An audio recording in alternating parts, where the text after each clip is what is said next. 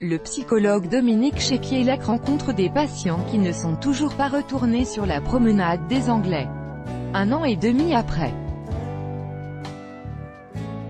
L'attaque a impacté la ville jusque dans son tissu social. Un mouvement de foule s'empare du centre-ville de Nice.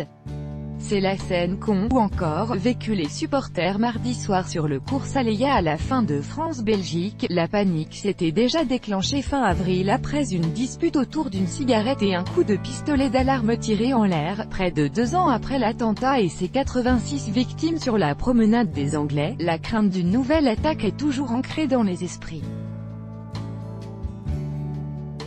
De l'angoisse à un syndrome psychotraumatique, Niçois et touristes ont toujours du mal à vivre avec ce souvenir, estimait lors de ce premier mouvement de foule à Nice le psychologue Dominique Chepielac. Impact dans le tissu social, c'est normal, les gens ont vécu un traumatisme très grave, dit ce docteur en psychologie qui intervient régulièrement à Lanval et pour les associations AFVT et Montjoie. Dès qu'il y a quelque chose qui peut rappeler une situation violente par le bruit ou un mouvement de foule, ils sont replongés dans cette situation d'attentat. Tout ce qu'ils ont fait pour tenter d'oublier ressurgit d'un coup, comme si on ouvrait la boîte de Pandore. La plupart des personnes apeurées n'étaient pas présentes le 14 juillet 2016 sur la promenade.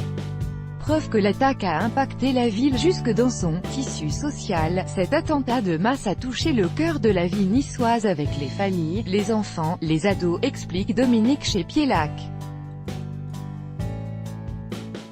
Même ceux qui n'étaient pas présents ressentent une culpabilité, une grande violence, et à chaque fois que les Niçois tentent de laisser derrière eux cette soirée de fête nationale, l'actualité les rattrape.